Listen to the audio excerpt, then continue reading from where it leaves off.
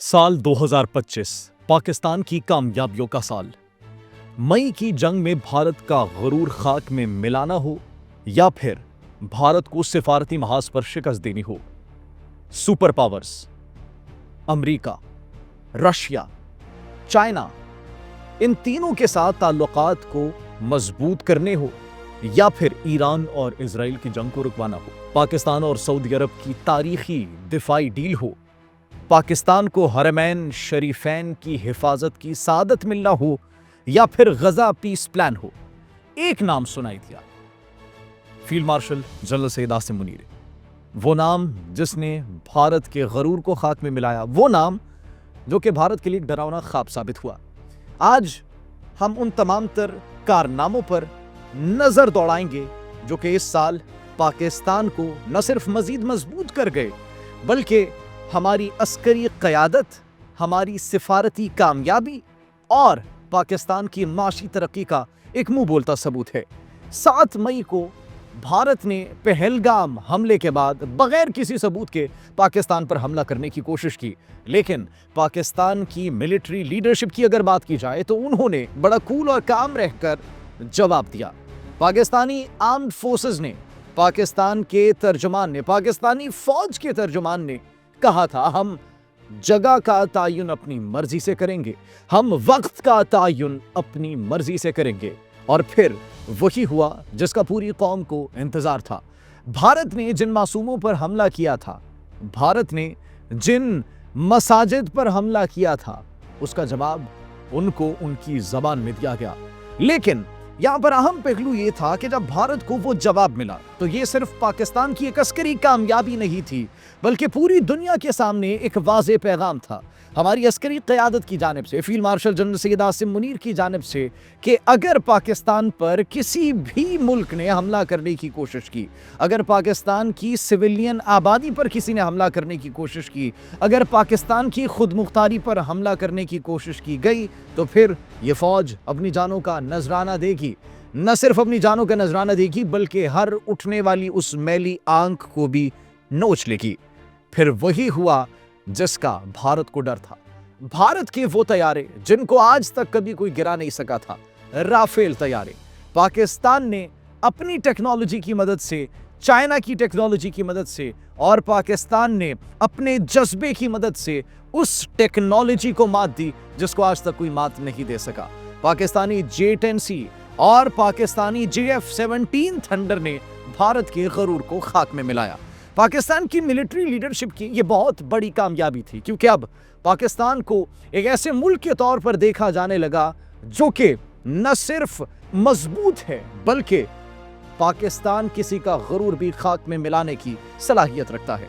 Rafale तैयारे तबाह हुए, सुखोई 30 तबाह हुए, MiG-29 तबाह हुए, मिराज 2000 तबाह हुआ, रूस का जदीद तरीन S-400 दिफाई निजाम तबाह हुआ और ये सब भारत को एक डरावना ख्वाब की तरह महसूस होने लगा। भारत के लिए सिर्फ यही शिकस्त नहीं थी बल्कि अभी मजीद बुरा वक्त उनका इंतजार कर रहा था। सिफारती महाज पर किसी भी मुल्क ने भारत का साथ नहीं दिया और दूसरी जानिब पाकिस्तान ने सिफारती सतह पर कामयाबियां समेटी। मई की इस जंग के बाद पाकिस्तान की अहमियत मजीद बढ़ गई। पाकिस्तान के चीफ ऑफ आर्मी स्टाफ जो कि अब field marshal general Syed Asim Munir है और चीफ ऑफ डिफेंस फोर्सेस भी हैं, उनको डोनाल्ड ट्रंप इशाइये पर बुलाते हैं, उनको दावत देते हैं और ये पहली मर्तबा पाकिस्तान के चीफ ऑफ आर्मी स्टाफ को अमरीकी सदर की जानिब से बुलाया गया और उनकी मेजबानी की गई। फील्ड मार्शल को सिर्फ एक मर्तबा नहीं बल्कि 2 मर्तबा डोनाल्ड ट्रंप ने दावत पर मदऊ किया और उनसे डोनाल्ड ट्रंप की मुलाकातें हुई।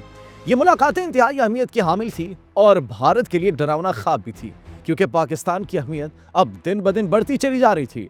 यही नहीं बल्कि डोनाल्ड ट्रंप ने फील्ड मार्शल को अपना फेवरेट फील्ड मार्शल भी करार दिया। इस सारी सूरत हाल के बाद भारत के जख्मों पर मजीद नमक छिड़का गया।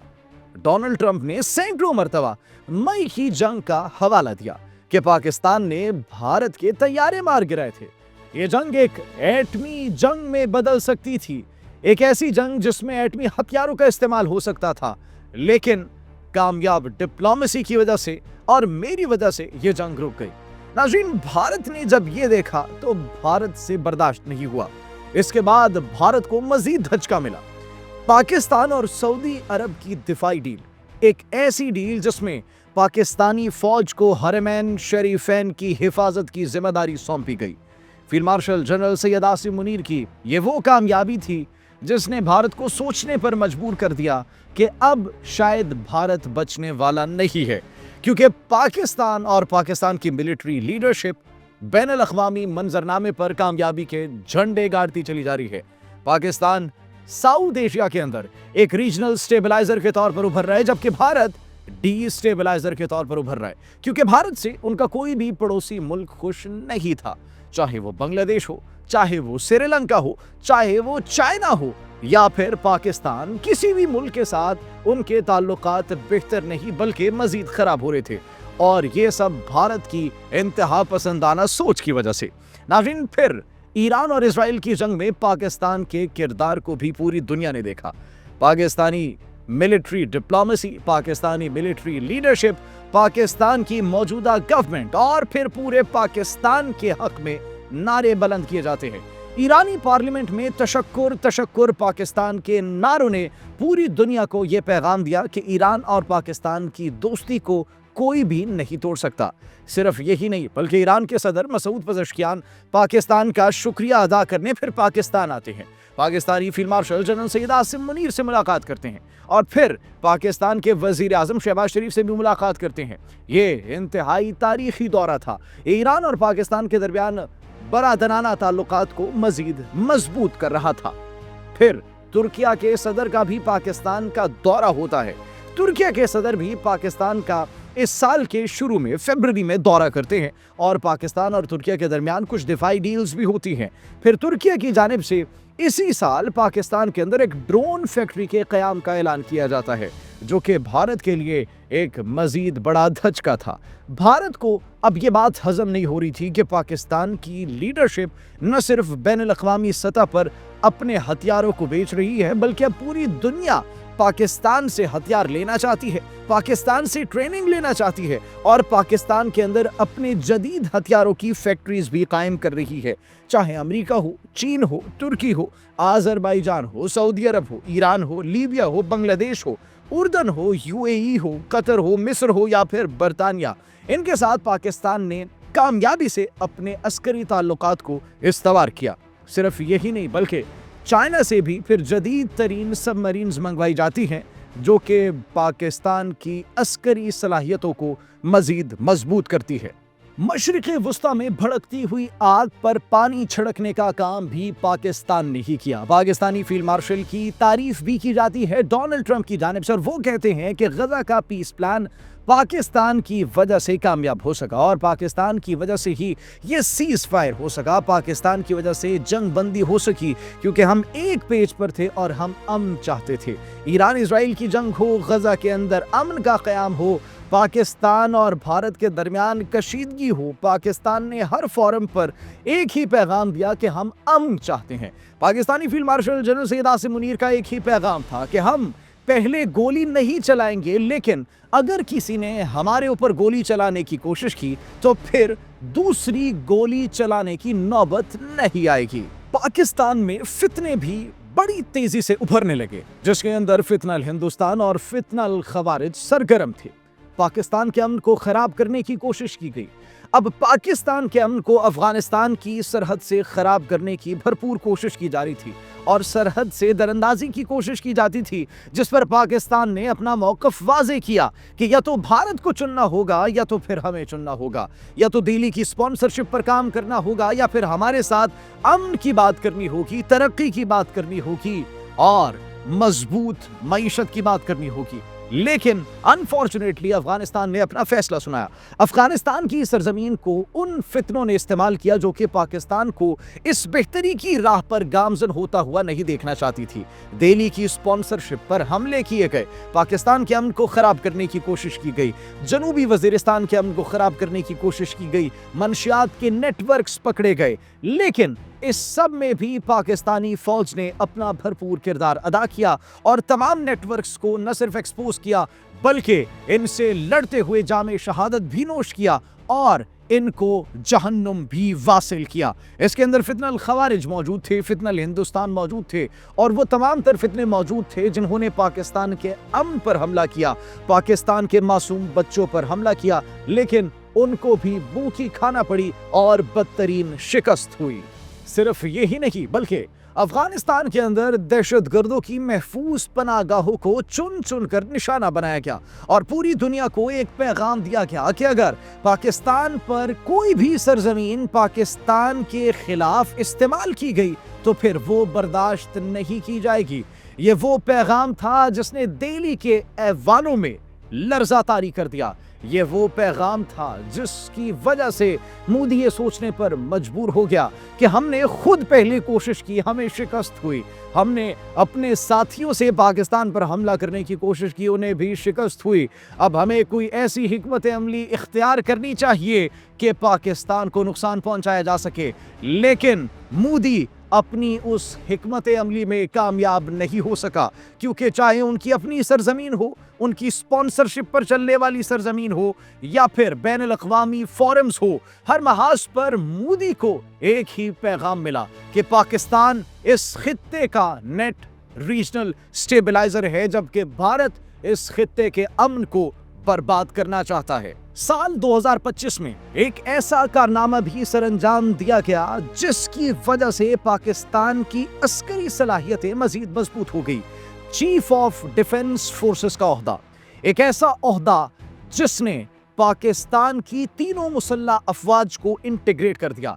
एक ऐसा फैसला जिसने वो रिवायती जंगी तकाजों से निकलकर जदीद तरीन जंगी तकाजों को देखते हुए हम आहंगी की और एक ही साए तले तीनों मुसल्लह अफवाज को एक कर दिया। ये वो फैसला था जिससे पाकिस्तान की तीनों मुसल्लह अफवाज एक हो गई और एक ओहदे के मातहत हो गई, चीफ ऑफ डिफेंस फोर्सेस, और ये ओहदा field marshal general Syed Asim Munir को दिया गया। ये भारत के ताबूत में आखिरी कील साबित हुआ। प्रोपेगेंडा किया गया, भारत ने बड़े बयानिए बनाने की कोशिश की, पाकिस्तान मुखालिफ बयानिए, लेकिन न सिर्फ अवाम ने उन बयानियों को ज़मीबोस किया बल्कि भारत के हर मकरू प्रोपेगेंडे को भी शिकस्त दी।